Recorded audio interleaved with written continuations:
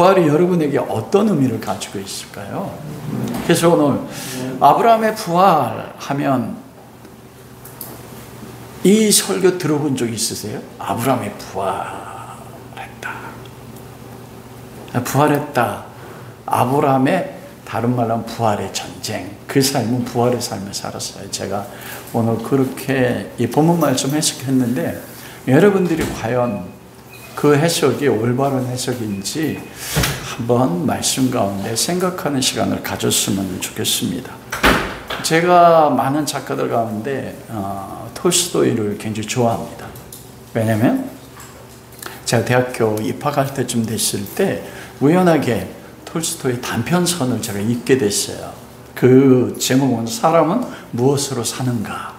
그때쯤 돼서 고등학교 졸업하고 대학에 들어갔었을 때 제가 원하는 대학에 들어가지 못했거든요. 제가 살고 싶었던 그 목표가 있었는데 실력이 부족해가지고 그러면 어떻게 살아야 되지? 사람은 무엇으로 살아야 되나?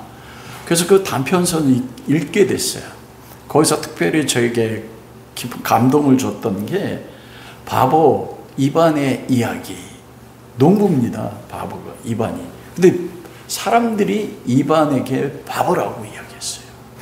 왜냐하면 너무나 단순했습니다.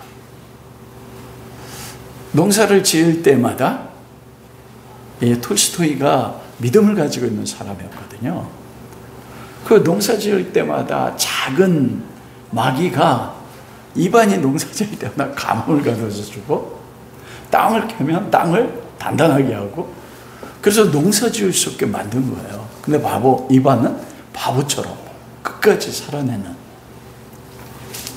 그리고 그 단편선 가운데서 여러 가지 읽으면서 그때 제 마음에 감동이 있었습니다. 어떻게 사람을 살아야 되는지. 그리고 그 톨스토이가 쓰였던 대표적인 책 가운데서 부활이라는 책이 있습니다. 여러분 읽어보셨어요? 그 부활이라는 책의 첫 문단이 그렇게 시작합니다. 시베리아로 나중에 카추샤가 유배를 가거든요. 살인의 누명죄를 쓰고 몇십만의 인간이 한 곳에 모여 자그마한 땅을 만들려고 애를 썼어도 그 땅에 아무것도 자라지 못하게 온통 돌을 깔아버렸어도 그곳에서 싹트는 풀을 모두 뽑아 없앴어도 검은 석탄과 석유로 그슬려 놓았어도 나무를 베어 쓰러뜨리고 동물과 새들을 모두 다 쫓아냈어도 봄은 역시 이곳 도시 시베리아에도 찾아들었다. 그 시베리아라는 조그만 도시에서 수십만 명 사람이 유배돼서 살았던 그곳 속에 도저히 이 동토 땅 아니니까 봄이 찾아올 것 같지 않았어요. 아무것도 자라지 못하게 얼음이 있고 돌을 깔아도 그리고 싹트는 풀을 뽑아버려도 그곳에서 그들은 석탄을 캐고 석유를 캐고 하는 중노동이었거든요. 모든 소망이 끊어졌는데 봄은 역시 이곳에도 찾아들었다. 그게 톨스토이가 부활을 쓰면서 첫 서문에 쓴 것입니다. 그 내용은 그래요. 그 베올류도프라는 백작이 있는데 이 백작이 한량입니다. 다른 말로 프레이보이. 고모 집에 놀러 갔었을 때 그곳에 그 귀족 고모의 양녀로 있는 카추샤를 만나게 됐습니다. 그런데 이 백작이 카추샤를 좋아하고 했는데 강제로 겁탈을 합니다. 그런데 카추샤가 임신을 하게 됐어요. 그 사건 때문에. 그러자 그 고모는 종교적인 사람입니다. 그러자 카추샤를 내쫓았습니다. 그리고 카추샤는 혼자 몸을 살 수가 없어서 몸을 파는 일을 하게 됐어요. 그리고 삶의 모든 것이 무너져 내렸습니다.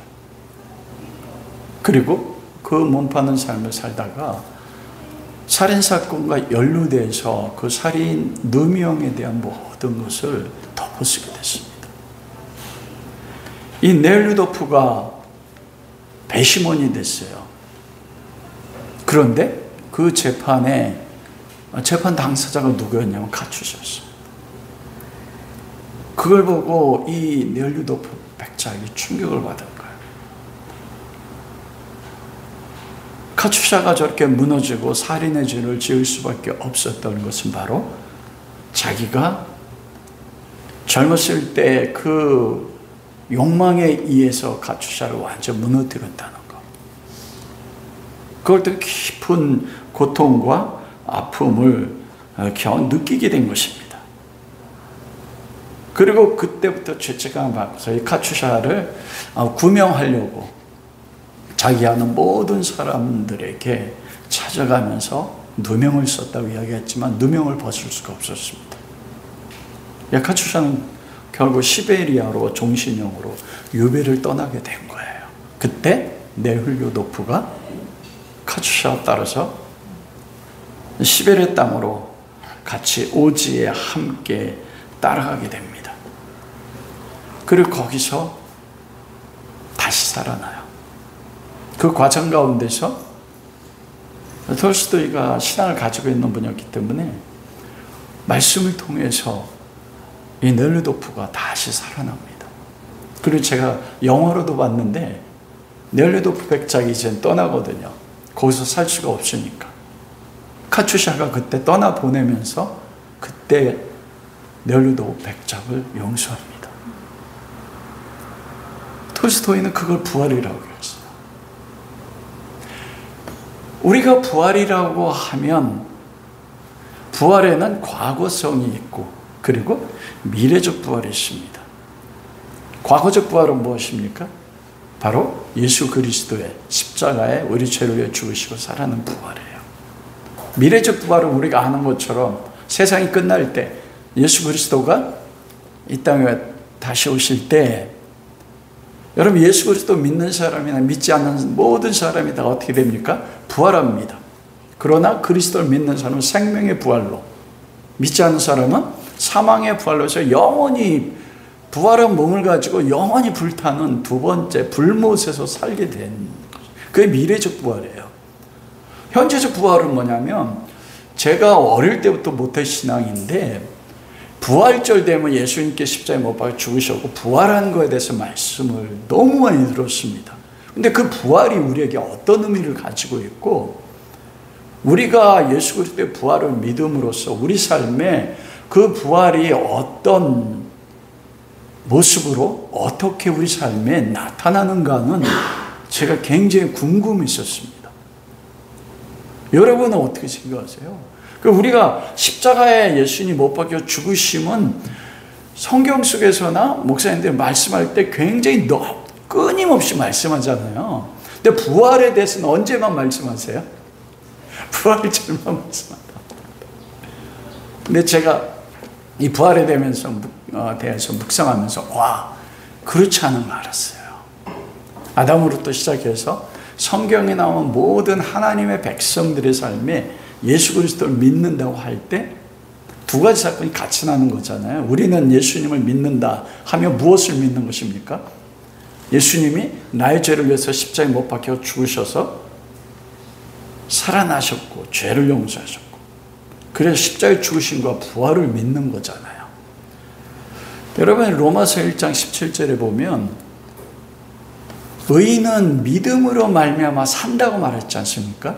즉 그런 예수 그리스도의 십자가의 죽으심과 그리스도의 부활을 믿는다면 그게 우리의 삶을 살아가도록 한다는 겁니다. 그걸 다른 말로 표현하면 그리스도의 십자가의 죽으심과 그리스도의 부활이 우리가 진짜 믿는다면 우리 삶에 나타나게 되어 있다는 거예요. 그러면 먼저 예수 그리스도의 부활이 어떤 의미를 가지고 있는가? 여러분 부활이 왜 중요해요? 여러분 만약 예수님이 십자가에서 우리 죄를 담당하시고 죽으셨어요. 그런데 부활하지 못했어. 그러면 어떻게 될까요? 왜냐하면 그가 우리 죄를 담당하고 우리 죄와 허물을 담당하고 대신 죽으셔서 우리 죄를 속했다, 딱 그러잖아요. 그러니까 예수님이 십자가에 죽으심만으로 우리 죄와 우리의 허물이 사해진다, 이렇게 생각하기 쉽지 않습니까? 여러분, 그렇지 않습니다. 여러분, 만일 예수님이 우리 죄를 담당하고 십자가에 못 박혀 죽으시면 우리 죄는 사함받지 않고 우리는 지금 뭐 하는 거예요? 계속 십자가에 사망 가운데 매여 있는 거예요. 왜냐하면 죄 삭은 사망이잖아요. 예수님이 왜 죽으셨습니까? 모든 사람은 죄를 지으면 하나님의 의의 심판에 따라 죽어야 돼요. 그 생명을 죽인 사망이잖아요. 그래서 예수님이 우리 죄를 감당하셨을 때 그래서 3일 만에 십자가에 죽으신 것입니다.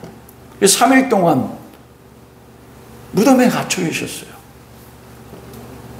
그러면 그 무덤에 갇혀 사망으로 계속된다면 어떻게 돼요?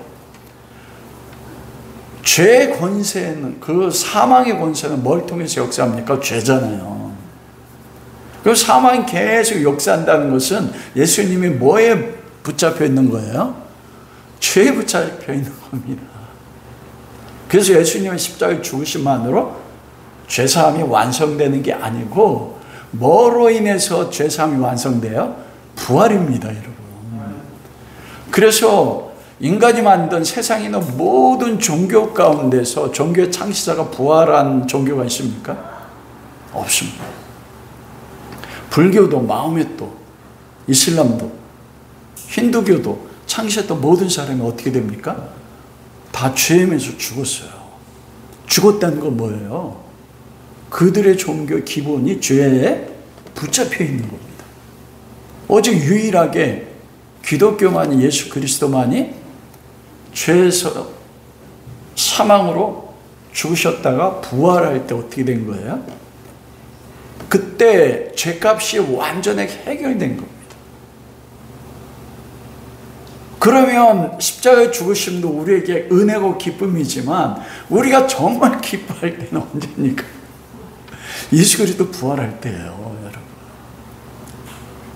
이 십자가의 그리스도의 죽으심과 예수 그리스도의 부활을 통해서 뭐 하는 겁니까? 완전하게 우리에 향한 죄가 완전히 사함받고 우리가 그리스도 안에서 하나님의 자녀로 구원받는 겁니다. 예를 들어서 제가 그렇지 않지만 죄를 져서 그 검사에게 공소를 당해가지고 감옥에 갔어요. 10년형을 받았어. 그 10년 동안 어떻게 돼요? 전 죄에 매여 있는 겁니다. 그러면 제가 10년형을 딱 맞췄어요. 그럼 어떻게 돼요? 국가는 저를 풀어줘야 돼요. 그게 법이니까. 그거 풀어줬어. 그때 되면 저 뭡니까? 자유예요. 그러면 동일한 죄를 가지고 제가 정죄를 받아요? 정죄받지 않습니다. 그게 형법에서는, 법에서 뭐라고 해요? 일사부재리의 원칙. 한번 동일한 죄를 가지고 유죄를 선고받아서 그 형을 맞췄다면 동일한 죄를 가지고 다시 유죄를 선고할 수 없습니다. 그러면 예수님께서 십자가 못 박혀 죽으셨을 때 예수님은 우리의 어떤 죄에 대해서 죽으셨어요? 여러분, 과거의 죄, 현재, 오늘도 내가 죄를 지었죠. 오늘 오면서 또 혹시 죄진 분 계시지 않아요? 미워하는 게 뭐라고 했어요? 살이 찌르니까 눈이 다른 데 가도 그것도 마음으로 지은 게 죄란 말입니다. 그럼 오늘 지은 죄는 어떻게 해요? 예수님, 내가 죄 졌어요. 회개해야만 용서받습니까? 그러면 과거에 여러분이 살면서 지었던 모든 죄를 다 기억한 사람, 생각도 죄라고 해보세요. 예수님이, 베드로가 예수님 우리가 7번 용서하면 됩니까? 자랑한 거예요. 그래서 예수님이 뭐라고 해요? 7번에 70번까지 용서해라. 이걸 심리학자들이 사람이, 정상적인 사람이 하루에 생각하는 횟수를 쟀대요. 근데 거의 490번에서 500번 정도 사람이 생각한대요. 하루 종일 생각하는, 여러분 수많은 생각이 오잖아요. 근데 수많은 생각이 다 죄여도 용서한다는 거예요. 아니 내가 과거에 지은 죄는 기억이 안 나. 회개 하나 못 해야 돼요. 그 죄까지 다요. 그리고 내일 죄를 줬어. 어떻게 돼요? 예수님이 2000년 전에, 정확하게 날짜는 2000년 전에 죽으셨다. 그러면 2000년에 죽으셨을 때 오늘 저는 미래 인물이잖아요. 그러면 그때 예수님이 저의 죄와 허물을 담당했다는 것은 무엇이냐면, 저의 생애 가운데 과거나 현재나 미래에 지을 모든 죄까지도 어떻게 한 거예요? 다 용서한 거예요. 그러므로 우리가 미래의 죄를 진다고 해서 그 죄를 가지고 사단이 검사처럼 하나님 앞에 참수할 수가 없습니다.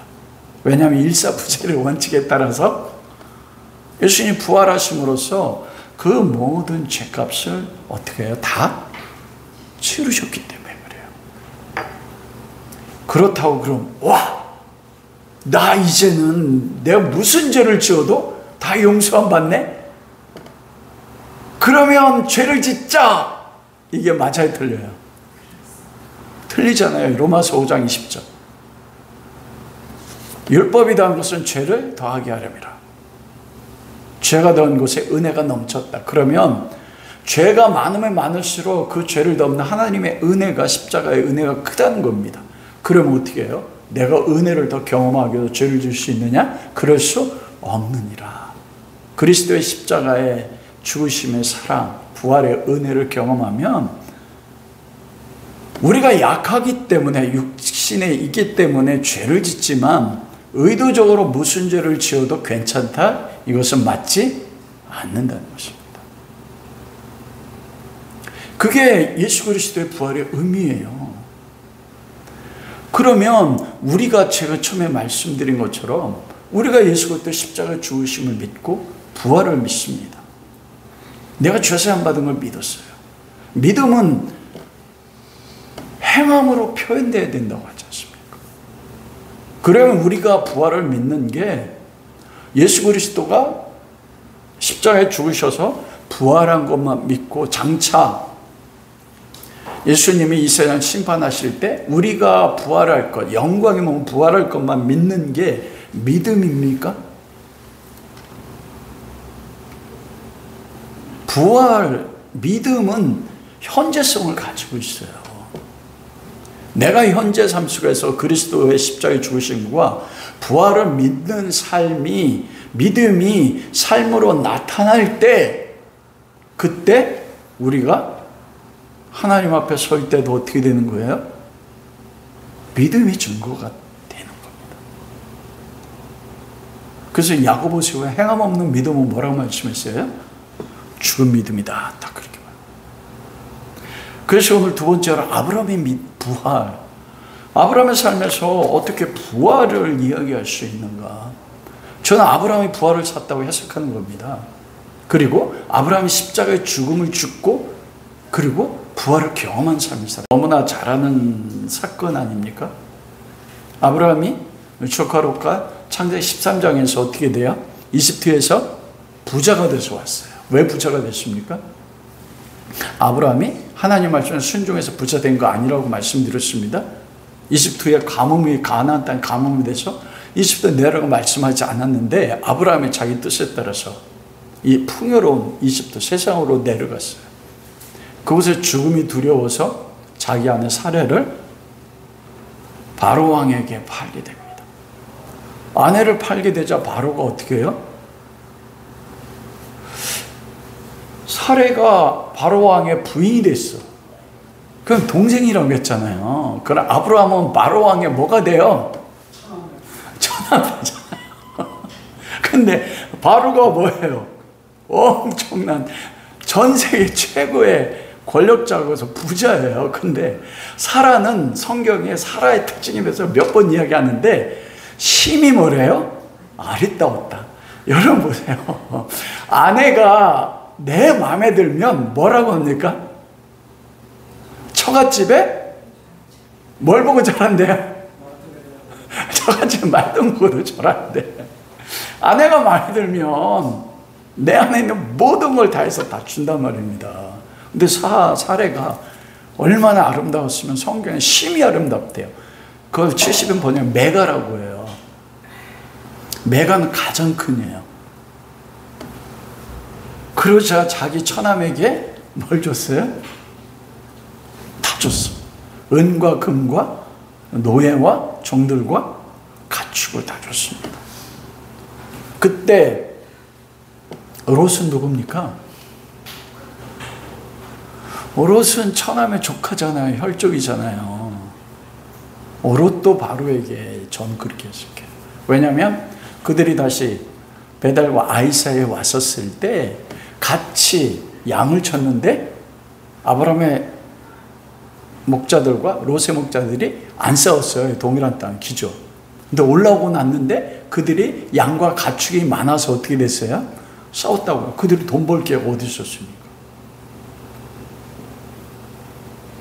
그걸 그래서 싸운 거예요. 그래서 그때 아브라함이 뭐라고 했냐면 우린 나눠지자.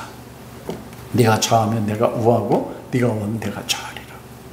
그러자 이 롯이 딱 그 말 듣자마자 어떻게 돼요? 삼촌 때문에 자기가 부자 됐잖아요. 그런데 그 말 듣자마자 소돔과 고모라가 여호와의 동생 같고 애굽 땅과 같았다. 그것으로 한 겁니다. 여러분 상상해 보세요. 아브라함이 그때 얼마나 마음이 아팠어요. 그걸 어떻게 하냐면 아브라함이 그때 상처받았습니다. 창세기 13장에 그 조카 롯이 소돔을 향해 떠나갔을 때 그 다음에 바로 무슨 말씀이 나와요? 여러분 한번 창세기 3장 13장 보세요.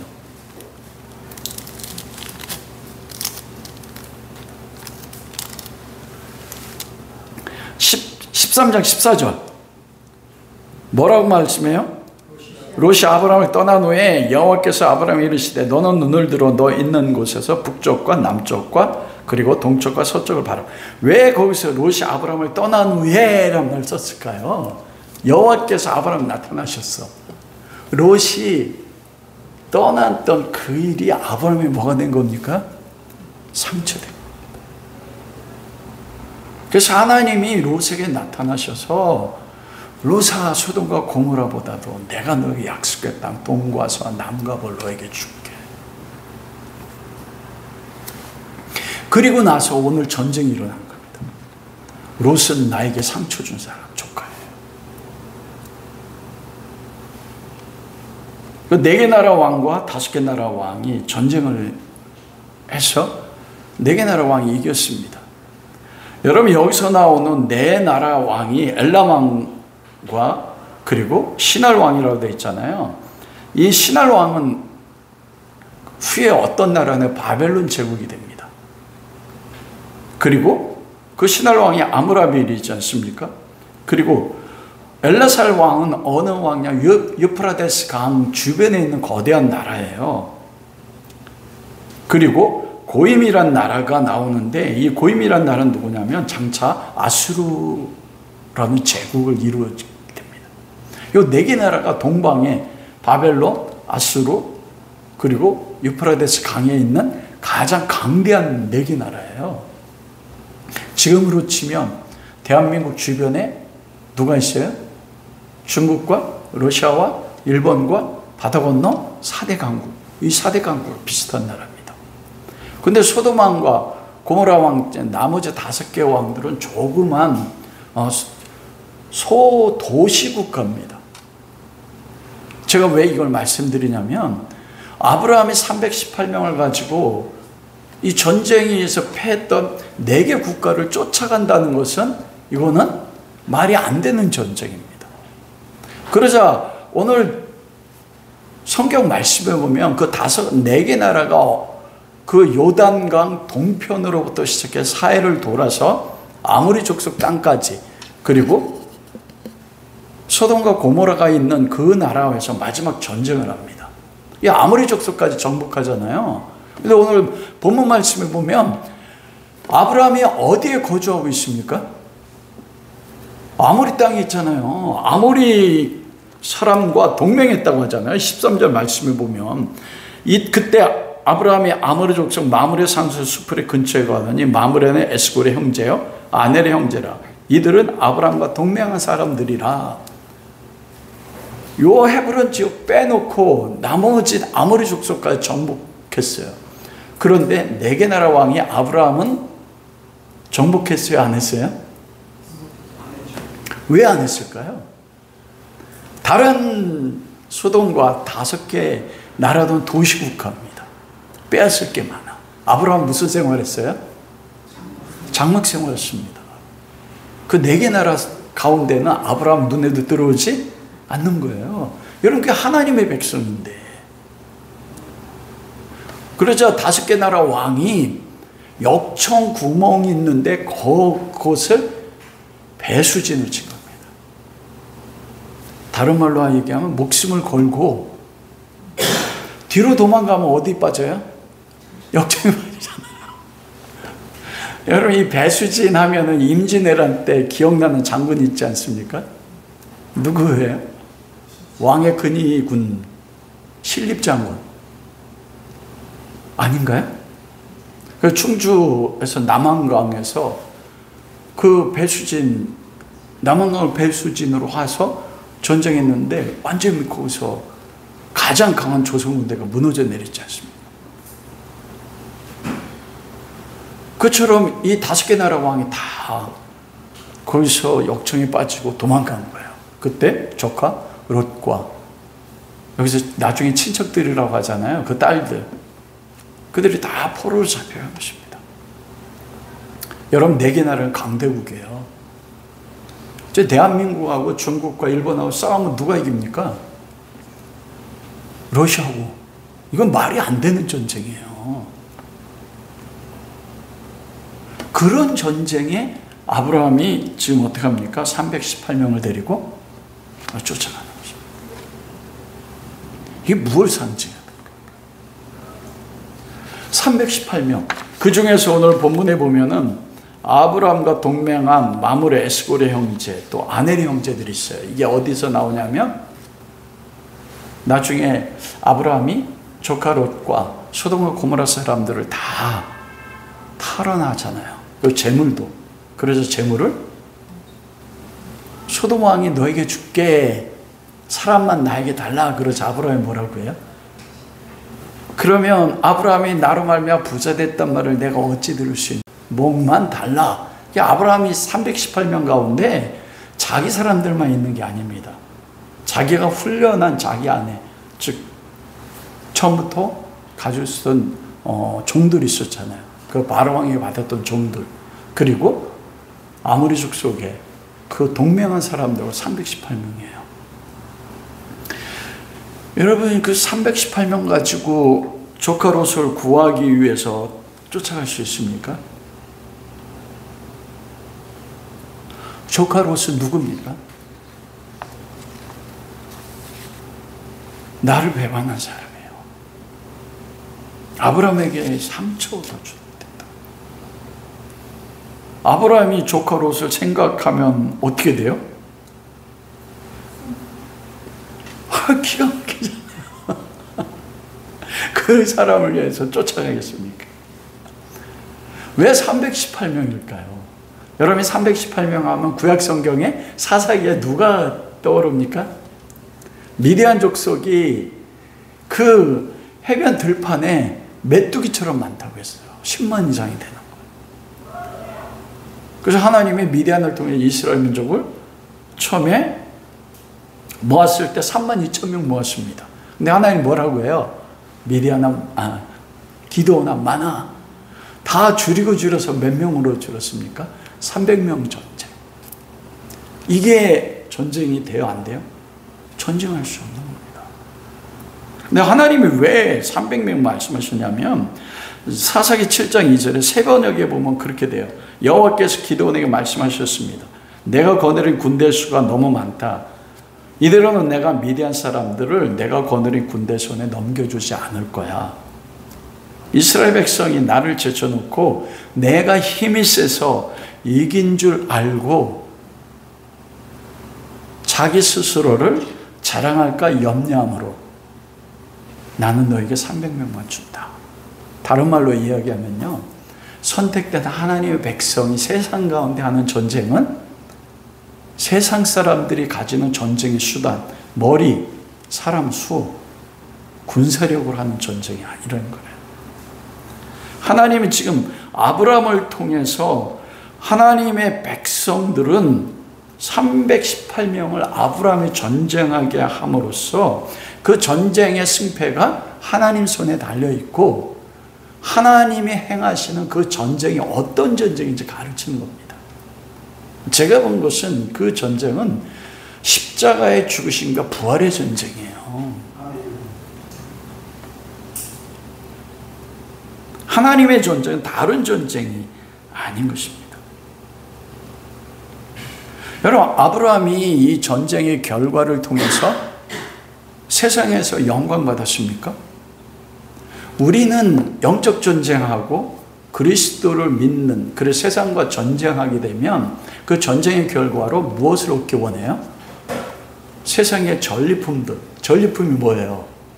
세상에서 높은 위치에 올라가서 그렇게 말씀하잖아요. 영향을 미쳐야 된다.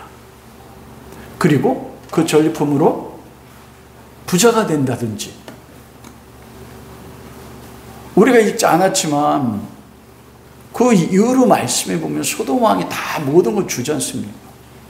근데 아브라함이 그 전쟁의 결과로 그 재물에 대한 것도 하나도 받지 않았어요. 그돌라오멜이라는 그 엘람 왕의 땅을 차지하지도 않았습니다.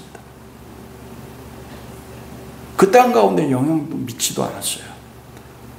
그돌라오멜 왕을 전쟁했으면 왕을 폐위시켜야 되잖아요. 폐위시키고 자기가 왕이 됐느냐? 왕도 안 됐습니다.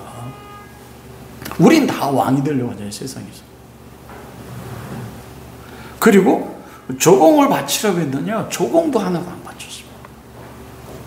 오히려 재물을 준다고 하는데 그 재물을 어떻게 해요? 거절했다고요. 그 하나님 318명 가지고 전쟁에서 전쟁에 승리한 걸 통해서 아브라함이 1절 아무것도 받지 않음을 통해서 성도가 이 세상에서 하는 전쟁은 하나님이 하는 전쟁이지만 어떤 전쟁이냐면 십자가의 죽으심과 그리고 부활의 전쟁이라고 말씀하는 것입니다.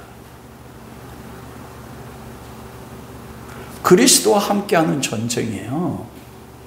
그 아브라함의 이 전쟁이 바로 예수 그리스도가 하셨던 십자가의 죽으심의 전쟁이었고 부활의 전쟁이었어요. 우리 아까 찬양했잖아요.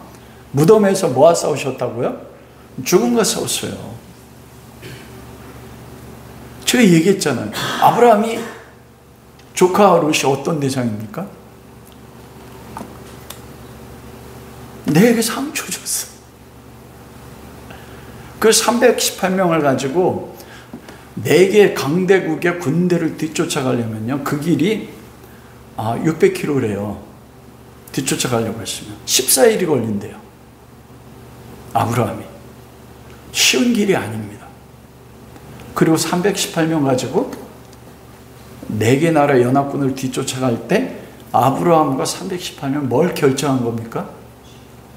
죽음입니다. 조카에 대한 내 마음을 먼저 뭐 해야 돼요? 죽여야 돼요. 누구든지 나를 쫓으려는 자기를 부인하고 자기 십자가를 지고. 여러분, 이게 죽음 아닙니까? 아브라함이 조카 롯을 구출하기 위해서 318명 가지고 쫓아가기로 결정할 때 아브라함은 이미 뭐 한 거예요? 죽을 거예요. 왜냐하면 이 전쟁은 전쟁에서 살 수가 있어요, 없어요? 못 사는 전쟁이에요. 즉 아브라함이 조카 롯을 나에게 원수 같은 조카잖아요. 그런데 그 조카를 구출하려고 할 때는 뭐가 전제됐어요? 조카를 향한 내 마음이 죽었어, 첫 번째로. 그리고 실제로 318명 데리고 가는 것은 죽음을 전제로 간 겁니다. 죽은 거예요. 그게 뭐예요? 다른 사람 조카를 위해서 나를 죽이는 것, 그리고 죽음 가운데 나를 던지는 것, 이게 뭡니까? 십자가의 예수 그리스도의 죽으심이에요. 아브라함 그 사람. 그 전쟁에 아브라함이 참여한 것입니다. 그리고 그 318명이 나갔을 때 그 전쟁이 사람의 숫자로 해서 이깁니까? 기드온이 300용사가 미디안 10만하고 싸웠을 때 어떻게 이겼어요? 외치자니 기드온의 불이에요. 그리고 돌 항아리를 깰 때 불이 붙고 소리칠 때 누가 전쟁한 거예요? 하나님이요. 기드온과 300용사도 그 기드온의 꿈을 보리떡 2개가 미디안 진영 깨뜨리는 꿈을 꾼 거를 들었지만 그들이 내려갈 때 뭘 전제한 겁니까? 죽음 전제. 그게 성도가 내가 예수 그리스도 부활을 믿습니다, 십자가의 죽으심을 믿습니다 했을 때 사는 믿음의 모습이에요. 그러자 하나님이 318명 통해서 성경이 너무나 짧게 나와 있지만 아브라함이 쫓아가서 어떻게 했다고 했어요? 내게 나를 치고 아브라함 쳤을까요? 누가 쳤을까요? 아브라함께 하나님이 친 거예요, 여러분. 이게 기독교는 이 세상에 싸우는 싸움입니다. 그리고 조카와 재물과 친척들과 부녀들을 다 찾아왔다. 이게 뭐예요? 아브라함이 죽으면서 뭐 한 거예요? 부활한 거예요. 실제 아브라함이 죽음으로 간 거잖아요. 내 독자 이삭을 바치라. 아침 새벽에 일찍 일어나 말했다가 번제들을 나물 쌓고 이삭과 가는데 3일길이라. 요 3일길 동안 아브라함이 이삭을 데리고 출발할 때 이미 아브라함에게 있어서 이삭은 뭐한 존재입니까? 죽인 거예요. 그 십자가의 죽음입니다. 왜냐하면 자기보다 중요한 게 이삭이잖아요. 그리고 칼을 들어 잡으려고 할 때 아브라함아 아브라함 멈춰라. 그때 이삭이 부활한 거예요. 그래서 갈라디아서에 보면 여호와께서 아브라함에게 복음을 전하시매 아브라함이 복음을 믿었다. 복음이 무엇입니까? 예수 그리스도 십자가의 죽으심과 부활을 믿고 살아낸 거예요. 아브라함이 그걸 통해서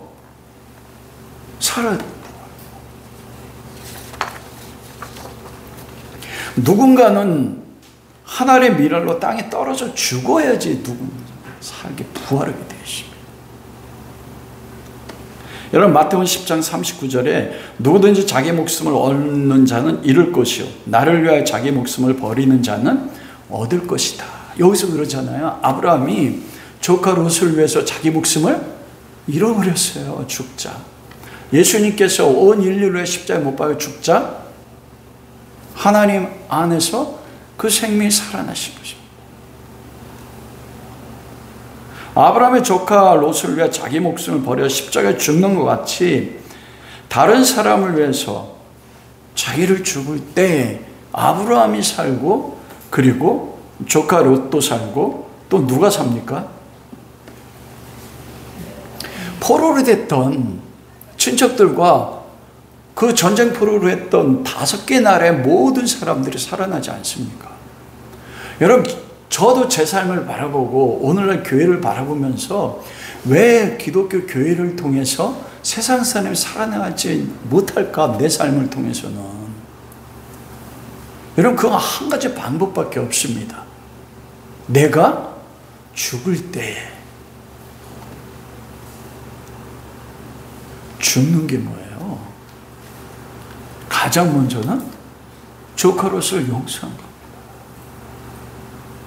내가 죽어야만이 다른 사람이 사는 것이에요. 교회가 다른 사람을 위해서 죽지 못하니까 교회를 통해 사람이 살아나지 않는 겁니다. 이건 전 목회자에게 너무 부끄러운 거예요.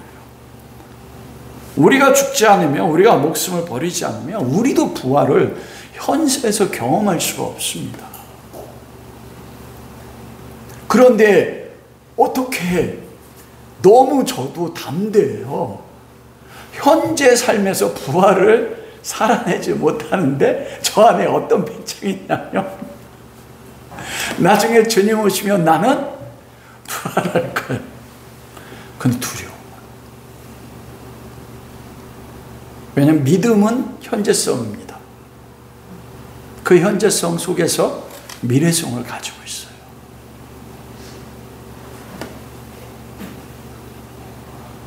여러분, 나중에 사라가 죽을 때 이 마므레하고 동맹 맺었다고 했잖아요. 마므레 밭과 막벨라 동물을 달라할 때 마므레가 뭐라고 합니까? 그냥 가지십시오. 그러면서 뭐라고 해요? 당신은 여호와께서 우리 가운데 세운 하나님의 지도자입니다. 그 말이 어디서 나왔을까요? 오늘 본문에서 나온 겁니다. 동맹한 사람은 가나안 족수가 아모리 족속이에요. 나중에 여호와 하나님의 심판에 멸망할 족속입니다. 근데 그 아브라함이 318명 자기들을 가지고 뒤쫓아가는 거, 죽음을 전제로 할 때. 그리고 죽음을 전제 뒤쫓아갔더니 여호와가 318명 통해서 4개 나라를 취업으시는 걸 본 겁니다. 저는 우리 젊은이들이, 그리고 저희도 나이가 많지만 남은 생애 동안에 이런 아브라함의 죽음, 십자가의 죽음과 부활을 살아낼 수 있기를 주님의 이름으로 축원합니다. 그 많은 사람들 만나잖아요. 여러분 만날 거 아니에요. 그때마다 안 믿는 사람들이 여러분을 바라보고 너는 너의 하나님이 우리 가운데 세운 리더네. 여러분 가슴 떨리지 않습니까?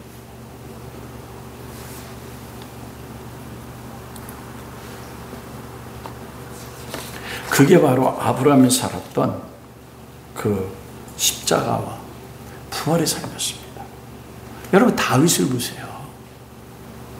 다윗이 소년 다윗이었을 때 아버지의 심부름 따면서 형들이 있는 곳에 먹을 거 가려줘봤잖아요. 그때 이스라엘 군대가 산이 굴에 숨어가지고 벌벌 떨고서 전쟁을 나갈 수가 없었습니다. 왜 그럽니까? 골리앗. 고대 전쟁은 대표였어요. 가장 큰 양진영의 최고의 무력을 가진 용사끼리 전쟁하면 이 결과에 따라서 순복하는 전쟁, 고대 전쟁이 많았거든요.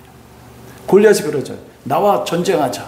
그리고 이기는 자가 지는 자를 정복하는 거예요. 근데 아무도 나가지 않았습니다. 여러분 잘 생각해보세요. 다윗이 골리앗을 이길 수 있습니까? 여호와의 이름을 의지하고 나갔지만 그때 뭘 전제해서 나갔어요? 죽음입니다. 목숨 걸고 나간 거예요. 그게 뭐냐면 자기 자신에 대해서 죽은 거예요. 그러자 그 십자가의 죽음을 걸고 나갔을 때 전쟁은 누가 합니까? 여호와 하나님. 여러분 아무리 물맷돌이 다윗이 잘 던진다고 해서 물맷돌이 이마에 박힙니까? 물리적으로 불가능합니다. 그걸 성경적 내용 기반으로 해서 물리학자들이 실험을 한 거예요. 어느 정도의 속도를 가져야만이, 여러분 속도는 뭐와 비례한, 속도에 비례해서 뭐가 나와요? 에너지잖아요. E 있고 MC 제곱, 질량, 그리고 무게에다가 속도가 뭐에 따라서 이게 파워가 달라진단 말입니다. 근데 이 돌덩어리 가지고 사람의 뼈에 박힐 수가 없어요. 인간의 힘으로. 다윗이 죽고 나가자 하나님이 골리앗의 이마를 불맷돌로 박히게 합니다. 골리앗이 죽을 때 누가 살았어요? 다윗이 살았습니다. 다윗이 십자가의 죽음과 부활을 경험. 여러분 그거 어떻게 하냐면 오늘 본문 말씀 속에 우리가 안 읽었지만 멜기세덱 왕이 나와서 다윗을 아브라함을 영접해요. 여러분, 제가 계속 생각해 봤거든요. 왜 여기서 하필 멜기세덱이 나올까? 멜기세덱은 누굽니까? 히브리서에 보면 예수 그리스도는 멜기세덱의 반차를 따른 대제사장이다 딱 그러잖아요. 그러면 구약의 시대 때도 하나님의 아들이 나타났단 말이에요. 여호와의 사자로. 샬롬 왕, 영원한 하나님의 제사장 딱 이렇게 되어 있잖아요. 여러분, 우리 그리스도인은 작은 그리스도입니다. 그리스도가 내 안에 있고 우리가 그리스도 안에 있어서 주님이 우리 가운데 사세요. 그러니까 우리의 삶은 뭐냐면 예수 그리스도를 살아내는 것입니다. 멜기세덱의 왕이 나타나서 아브라함을 축복했다는 건 무엇입니까? 아브라함의 이 전쟁이 누구의 삶이었다는 거예요? 멜기세덱 장차 육체로 오실 하나님의 아들의 삶을 살았다는 것을 누가 그걸 나타낸 겁니까? 증언한 거예요? 멜기세덱이 장차 오실 예수 그리스도의 모형이지 않습니까? 아브라함은 누구예요? 아브라함도 예수 그리스도의 삶을 사신 거란 말입니다.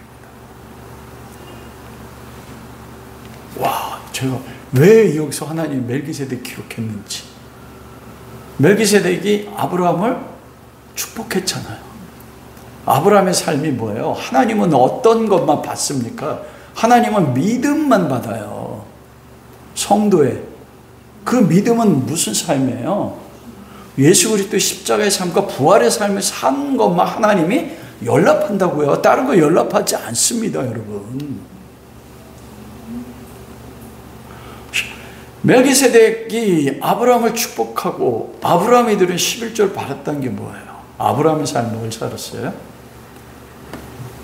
십자가의 죽음과 그 죽음을 통했을 때 하나님이 318명 가지고 4개 나라를 쳐부시고 그리고 아브라함이 부활의 삶을 살게 합니다.